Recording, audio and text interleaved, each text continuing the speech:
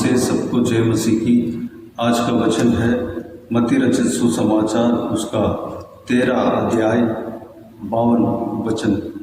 उसने उनसे कहा, इसलिए हर एक शास्त्री जो स्वर्ग के राज्य का चेला बना है उस गृहस्थ के समान है जो अपने भंडार से नई और पुरानी वस्तुएं निकालता है। मेरे प्रियो, यहाँ पर शास्त्री जो स्वर्ग के राज्य के चेला बना है उनके विषय में प्रभु यीशु कहता है एक शास्त्री किस तरह रहना चाहिए, किस तरह पर शिक्षा देना चाहिए कि अपने भंडार से नई और पुरानी वस्तुएं निकालना चाहिए। यानी कि भंडार किसको दर्शाता है? पवित्र बाइबल में जो शिक्षाएं जो शास्त्री देता है, यानी कि परमेश्वर के दास शिक्षा देता है, वह नई और पुरानी वस्तुओं से होना चाहिए। यानी कि पवित्र बाइबल में 2 भाग है। प्रभु यीशु मसीह का आने से पहले पुराना नियम और प्रभु यीशु मसीह के आने के बाद नया नियम। यह 2 भाग पवित्र बाइबल में हम देख सकते हैं। एक शास्त्री पुराना नियम से भी और नया नियम से भी शिक्षा देते हैं। मेरे प्रियो, जब हम यूजुअली बाइबल पढ़ते हैं सिर्फ नया नियम को ही, जो परमेश्वर के जन्म होने के बाद जो नया नियम लिखा हुआ है उस नया नियम को ही जब हम पढ़ते हैं तो हमें पूरा समझ में नहीं आएगा। या तो हम प्रभु यीशु मसीह के आने से पहले जो लिखी हुई किताबें, जो पुराना नियम है, सिर्फ पुराना नियम को ही पढ़ते हैं तो पूरी बात हमें समझ में नहीं आएगा। हमें पुराना नियम और नया नियम दोनों चीज़ को हमें पढ़ना चाहिए। जब शिक्षा देने वाला जो परमेश्वर के दास है, जो स्वर्ग के राज्य के चेला यानी कि परमेश्वर के दास है, जो शिक्षा देता है, वह नया नियम और पुराना नियम दोनों भंडारों से शिक्षा देना चाहिए।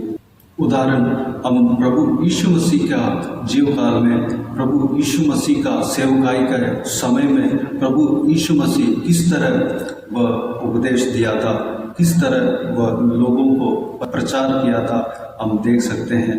उदाहरण, सुसमाचार की किताब में कई सारे जगह पर पुराना नियम के आज्ञाओं को प्रभु यीशु मसीह बताते हुए हम देख सकते हैं और उसको विस्तार से समझाया और दृष्टांत के साथ समझाया। हमें इस विषय को कई सारे जगह पर हम देख सकते हैं। उदाहरण, मत्ती रचित सुसमाचार उसका 5 अध्याय से लेकर हम 6-7 अध्याय में हम पहाड़ी उपदेश कहलाता है। प्रभु यीशु मसीह का जो उपदेश है वह पहाड़ी उपदेश कहलाता है। उस पहाड़ी उपदेश में हम कई सारे जगह पर हम पुराना नियम का आज्ञा को, जो पुराना नियम में परमेश्वर ने दिया था, उस आज्ञा को उठाकर उसका विस्तार से समझाते हुए हम देख सकते हैं। उदाहरण 5 अध्याय 27 से लेकर 30 वचन में प्रभु यीशु इस प्रकार कहता है, तुम सुन चुके हो कि कहा गया था व्यभिचार न करना, परंतु मैं तुमसे यह कहता हूँ कि जो कोई किसी स्त्री पर कुदृष्टि डाले वह अपने मन में उससे व्यभिचार कर चुका। यानी कि यहाँ पे व्यभिचार के विषय में पुराना नियम में परमेश्वर ने क्या आज्ञा दिया, परमेश्वर ने उस विषय को बताया है और 28 वचन में उसका विस्तार, जो नया नियम में उसका उस आज्ञा के विस्तार को हमें समझाया है। उस आज्ञा को किस तरह पालन करना चाहिए हमें समझाया है। यानी कि परमेश्वर प्रभु यीशु अपने भंडार से पुराना और नया वस्तुएं निकालकर हमें देता है। और आगे हम देखते हैं और तलाक के विषय पर क्या कहा है, शब्द के विषय पर क्या कहा है, प्रतिशोध, शत्रुओं से प्रेम किस तरह करना है, दान किस तरह करना है, प्रार्थना किस तरह करना है, ये सब कुछ परमेश्वर प्रभु यीशु ने पुराना नियम के आज्ञाओं को लेकर पुराना नियम के आज्ञाओं को बताया और उसका विस्तार भी बताया, किस तरह पालन करना चाहिए वह भी समझाया है, वह भी बताया है, वह भी शिक्षा दिया है। और एक जगह पर परमेश्वर प्रभु यीशु अपने भंडार से पुरानी और नई वस्तुएं निकालते हुए यानी कि प्रचार करते हुए लोगों को सुनाते हुए हम देख सकते हैं। मत्ती रचित सुसमाचार उसका 19 अध्याय 16 से लेकर 21-22 वचन तक जब हम पढ़ते हैं तो एक धनी व्यक्ति प्रभु यीशु मसीह के पास आता है और वह कहता है, हे गुरु, मैं कौन सा भला काम करूं कि अनंत जीवन पाऊं। प्रभु यीशु उससे उत्तर देता है, उसने उससे कहा, तो मुझसे भलाई के विषय में क्यों पूछता है, भला तो एक ही है, पर यदि तू जीवन में प्रवेश करना चाहता है तो आज्ञाओं को माना कर। उसने उससे कहा, कौन सी आज्ञाएं? यीशु ने कहा, यह कि हत्या न करना, व्यभिचार न करना, चोरी न करना, झूठी गवाही न देना, अपने पिता और अपनी माता का आदर करना और अपने पड़ोसी से अपने समान प्रेम रखना। यहाँ पर प्रभु यीशु पुराना नियम में परमेश्वर ने जो दिया हुआ आज्ञाओं को पालन करने के लिए उस मनुष्य के पास कहता है। उस मनुष्य प्रभु यीशु से कहता है कि यह सारा आज्ञाएं बचपन से पालन करता हुआ आया हूँ। तो प्रभु यीशु नया नियम के आज्ञा को बताते हुए हम देख सकते हैं। इस विषय को हम 21 वचन में देख सकते हैं।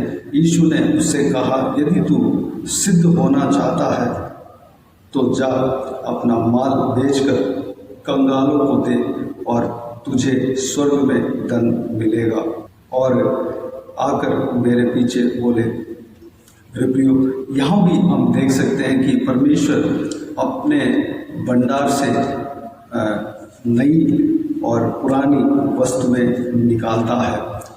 मेरे प्रियो, जब हम शिक्षा देते हैं तो परमेश्वर के भंडार से यानी कि जो पवित्र बाइबल में जो परमेश्वर का वचन है, जो पुराना नियम और नया नियम है, पुराना नियम से भी और नया नियम से भी हमें शिक्षा देना है। अगर हम परमेश्वर के वचन को सीखते हैं तो हम पुराना नियम और नया नियम दोनों किताबें, दोनों भाग को हमें पढ़ना है और समझना है।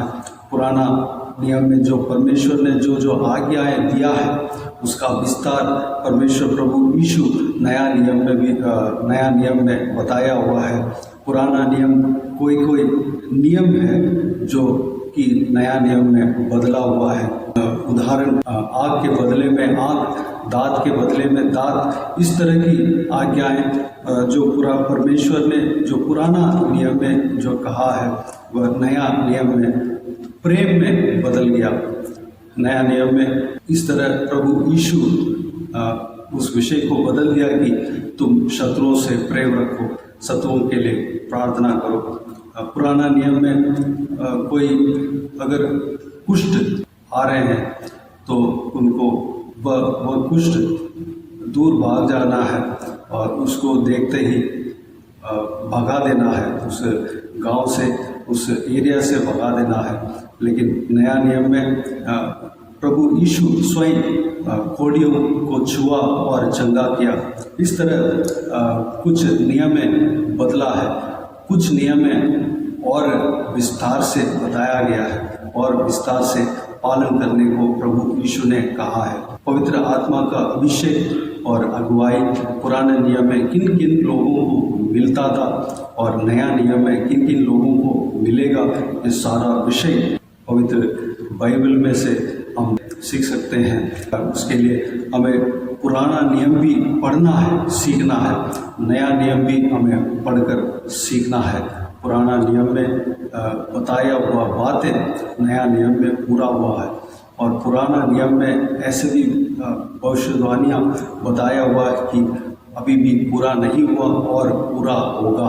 उसके लिए, उस विषय के लिए हम इंतज़ार कर रहे हैं। मेरे प्रियो, हम इस विषय के अनुसार हमें सीखना है, परमेश्वर के वचन को सीखना है, परमेश्वर के आज्ञाओं को सीखना है। अगर हम आत्मिक उन्नति पाना है तो हम परमेश्वर के वचन को सीखना ज़रूरी है। प्रभु यीशु इस तरह कहता है कि अपने वचन के द्वारा कोई बात छिपा नहीं, सारे बात अपने हाथों में दिया हुआ है। पवित्र बाइबल में कोई भी बात ऐसा नहीं कि वह छिपा हो। परमेश्वर हमसे सब कुछ जो हुआ था और होने वाली चीज़ें सब कुछ बताया हुआ है और हमारे हाथ में दिया हुआ है। उस पवित्र बाइबल को हमें पढ़ना ज़रूरी है, हमें सीखना ज़रूरी है, हमें विस्तार से जाना ज़रूरी है और गहराई में जाना ज़रूरी है। हमें सीखना है, हर एक चीज़ को हमें समझना है। हमें परमेश्वर के शिक्षाओं को समझने के लिए, परमेश्वर के आज्ञाओं को समझने के लिए, परमेश्वर के पवित्र बाइबल में जो आज्ञाएं दिया हुआ है, हर एक विषय को हम समझने के लिए परमेश्वर से ज्ञान और बुद्धि मांगे और याददाश्त मांगे। पवित्र आत्मा हमें मदद करे। आइए हम प्रार्थना में जाएं। स्वर्ग पिता दयालु परमेश्वर, आपको धन्यवाद देता हूँ आज के इस बहुमूल्य वचन के लिए। आपको धन्यवाद देता हूँ परमेश्वर पिताजी, जो स्वर्ग के राज्य का चेला है, जो शास्त्री, वह उस गृहस्थ के समान है जो अपने भंडार से नई और पुरानी वस्तुएं निकालता है। पिताजी, जब हम परमेश्वर के वचन, आपके वचन को जब हम सीखते हैं तो हम सिर्फ नया नियम को पढ़कर हम चुप नहीं रहने पाए परमेश्वर, या तो पुराना नियम को पढ़कर चुप नहीं रहने पाए, पुराना नियम और नया नियम के भंडार से सीखने पाए परमेश्वर। हम पुराना नियम और नया नियम को हम पढ़ने पाएँ और मनन करने पाएँ और सीखने पाएँ। पिता, धन्यवाद देता हूँ परमेश्वर। अगर हम दूसरों को हम शिक्षा देना है तो हम जिस तरह आपने कहा है उस तरह हम पुराना नियम से भी, नया नियम से भी हम शिक्षा देने के लिए अनुग्रह देना। पिता, जिस तरह आपने शिक्षा दिया है हम भी आपकी तरह शिक्षा देने पाए। पिता, अनुग्रह देना। आपके पवित्र बाइबल को हमारे हाथों में आपने दिया है परमेश्वर, कोई भी बात छिपी नहीं है पिता, सब कुछ हमें बताए हुए है।